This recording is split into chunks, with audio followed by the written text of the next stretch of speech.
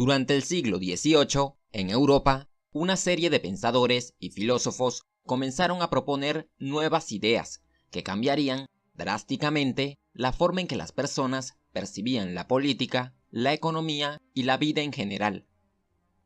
Gracias a estas ideas, a lo largo del siglo XVIII se desarrolló un importante movimiento intelectual, conocido como la Ilustración.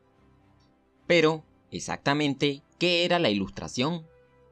La Ilustración fue un destacado movimiento filosófico que sostenía que solo por medio de la razón se podía obtener un conocimiento verdadero de todos los aspectos de la vida.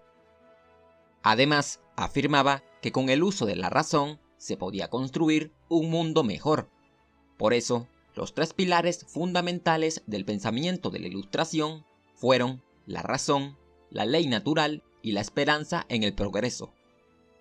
Los filósofos de la Ilustración fueron inspirados por las ideas innovadoras que surgieron durante el siglo XVII, como las leyes de Newton y el pensamiento liberal del filósofo inglés John Locke. La mayoría de los pensadores ilustrados pertenecían a la aristocracia y a la clase media.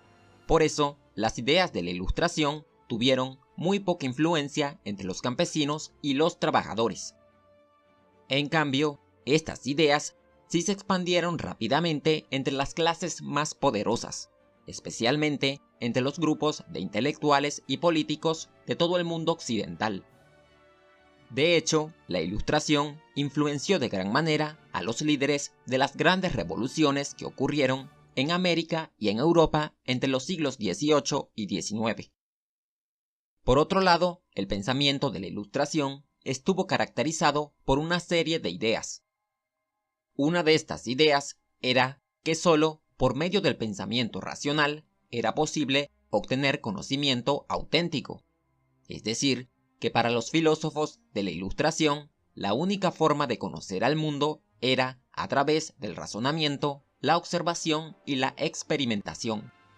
Por esto, ellos rechazaban cualquier forma de conocimiento que no procediera de la razón, como las creencias populares y la religión.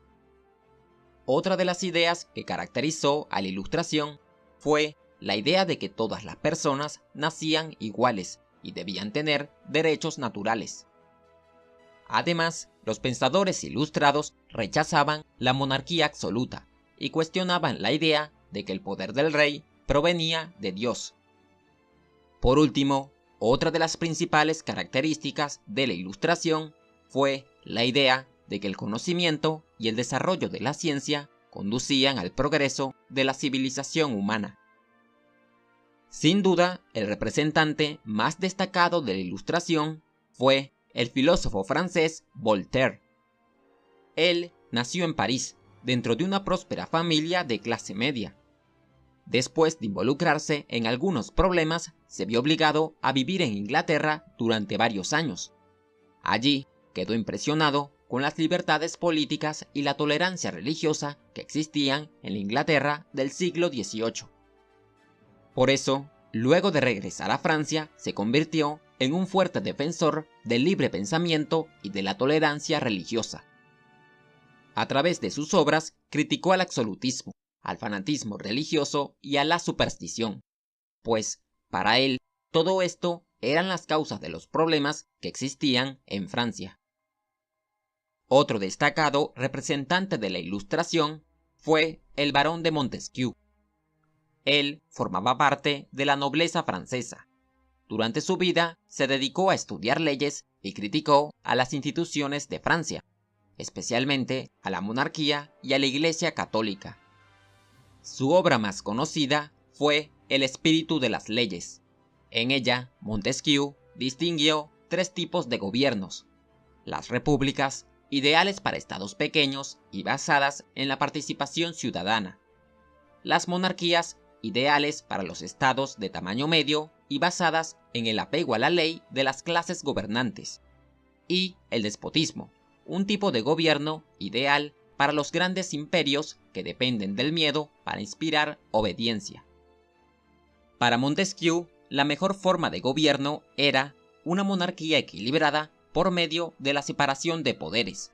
Y es que él pensaba que la existencia de un poder ejecutivo, un poder legislativo y un poder judicial ayudaría para que cada uno de estos poderes se controlaran entre ellos, y de esta manera se construiría un Estado más libre y más seguro. Las ideas de Montesquieu se convertirán en un aporte muy importante para el pensamiento político moderno. Por otra parte, el escritor francés Denis Diderot fue otro destacado representante de la Ilustración. Él era hijo de un famoso artesano del occidente de Francia. Durante su vida escribió sobre diversos temas, especialmente sobre su rechazo a la religión. Diderot publicó una serie de libros conocidos como la Enciclopedia. En ellos, diferentes filósofos atacaban a la superstición religiosa y abogaban por la tolerancia. Además, proponían una serie de reformas sociales, políticas y legales que, según ellos, ayudarían para construir unas sociedades más libres y más justas. Gracias a la enciclopedia, las ideas de la Ilustración se difundieron entre los médicos, profesores, abogados e incluso entre oficiales militares. En las últimas décadas del siglo XVIII apareció una nueva generación de filósofos que empezó a cuestionar las primeras ideas de la Ilustración. De esta nueva generación, quizás el más crítico fue el filósofo Juan Jacobo Rousseau. Él nació en Ginebra, pero pasó parte de su vida en Italia y en Francia. En cuanto a su pensamiento, Rousseau pensaba que los primeros seres humanos habían sido todos felices, pues en ese momento no había leyes ni jueces y todas las personas eran iguales. Sin embargo, con el surgimiento de la propiedad privada, aparecieron las leyes y los gobernantes. Como los gobiernos limitaban las libertades de las personas, para Rousseau, los gobiernos eran un mal, pero un mal necesario. Además, el filósofo ginebrino, en su célebre libro El contrato social, intentó armonizar la libertad individual con la autoridad del gobierno. Básicamente, el contrato social era un convenio que realizaba una sociedad entera para ser gobernada por su voluntad general. Según Rousseau, si cualquier individuo deseaba buscar su interés personal, estaba obligado a someterse a la voluntad general, pues aquello que era lo mejor para todos también era lo mejor para el individuo. Y hasta aquí llega nuestro recorrido por el pensamiento de la Ilustración, unas ideas que sin duda fueron trascendentales para la historia occidental moderna.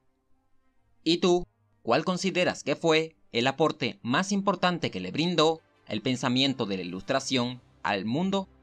Escríbenos tu opinión abajo en los comentarios.